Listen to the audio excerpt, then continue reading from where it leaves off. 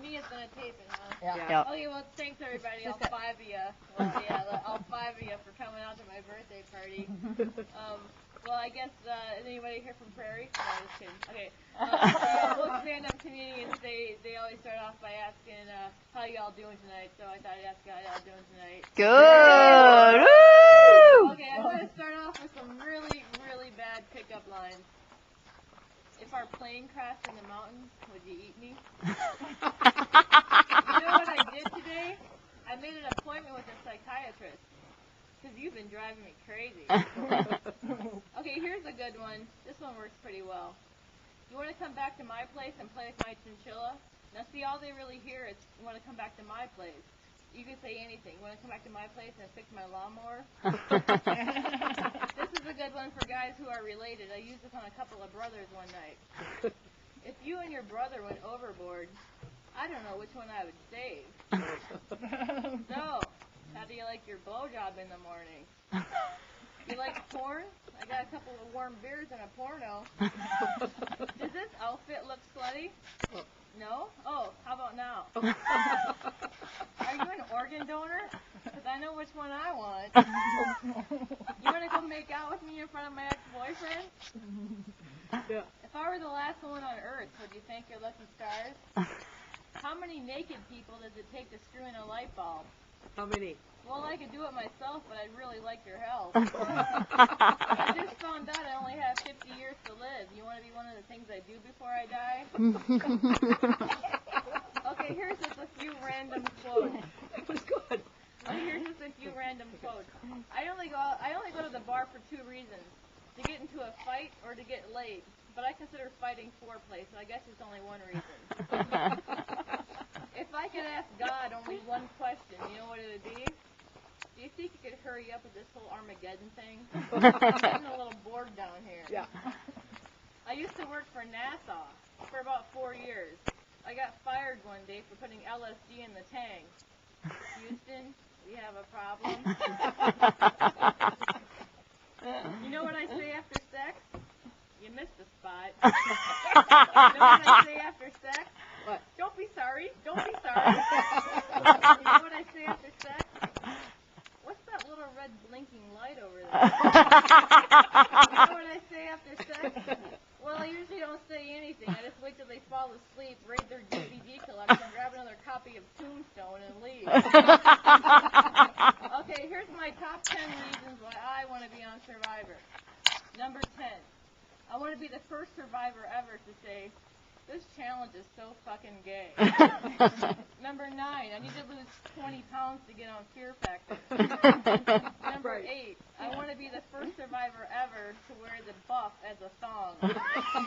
Number 7, I just found out that Mark Burnett is my father. Number 6, if any of the guys this year are as hot as Colby, I'll be the first survivor ever to make an alliance with Satan. Yeah, I'll sell my soul for a piece of that. Number 5, I want to be the first survivor ever to bring a colostomy bag as a luxury item. It's more luxurious than shooting in a bag. Number 4, I want to be the first survivor ever that has a psychiatric disability. I suffer from dementia. Number 3, when Jeff says the tribe is spoken, I'll say, yeah, Jeff, thanks for pointing out the obvious. Number 2, I'm going to be the first survivor ever. When I make it to the final 2, I'm going to bribe the jury, $50 grand for a vote. And number 1 reason why I want to be on Survivor, I could really just use an exercise in humiliation. Okay, now here's my idea for an invention. And this is something I'm kind of serious about, because I think it will really sell. It's not something that's going to change the world or anything. Okay, first of all, it's got to be made out of something really lightweight. It's like lava rock. It's a turd that won't stink. So you go to your friend's house, you put it in the toilet. They go to the bathroom, they're going to see it, they're going to flush. Well, it's not going to flush. They're going to flush again, it's not going to flush. They're going to flush and flush and flush. So they're either going to have to weigh it down with half a roll of toilet paper or pick it out with their hand. Unsinkable turd. Okay, here's another idea I have for an invention. I actually did make a prototype of this. It's a potpourri suppository. So imagine this. You go to the chili cook-off, you pop one of these things in, half an hour later your farts are going to smell like jasmine. I want to open up a marijuana store with my friends. We'll call it Best Buds. I'm so fat now, I gotta stop telling people I get horny after I eat. Guys are always feeding me. I want to design a t-shirt for NASA. It will say, "It does take a rocket scientist." Ask me if I've seen the Alamo. Have you seen the Alamo? I don't really remember. Oh. You know that t-shirt that I don't says get that one one either. tequila, two tequila, three tequila, four? Yeah. I want one that says one tequila, two tequila, three tequila, whore. Okay, here's some advice for you guys. These are excellent. Next time you have a one-night stand, okay, for that awkward moment when you run into that person, you just go up to them and say, "You know, I think I left something at your house the other night." And they'll say, "Well, what?" And you say, "My self-respect." Okay, here's a little story I'd like to call Quarters, and this one's about you, Mom. Okay, now when I was in high school, there was this unsolved mystery. I couldn't figure out, okay, there was all this change, especially quarters, in, around, and on the toilet seat. It was like a friggin' wishing well. Oh. Well, anyways, I figured it out one day. See, sometimes my mom would come home from work and she'd go to bed with all her clothes on. Well, when she went to bed with all her clothes on, change would fall out of her pockets. Well, see, sometimes she'd sleep naked, and when she slept naked, all the change in the bed would stick to her. Well, I figured it out one day when she was walking to the bathroom naked with 50 cents stuck to her ass. Okay, here's a little joke you can play on your friends. Okay, you go to their house, you take your shoes off, knock on the door. They'll answer the door, you walk in, they'll be like, "Well, why aren't you wearing your shoes?" They'd be like, "Well, I just stepped in dog shit." Okay, now, I'd like to get married someday, but, I'm a little nervous about it, because you know that part where the preacher says, "If anyone knows why these two should not be joined, speak now, forever hold your peace." Well, I just know somebody's going to yell, "She's a whore!" And I'll be like, "Thanks, Mom."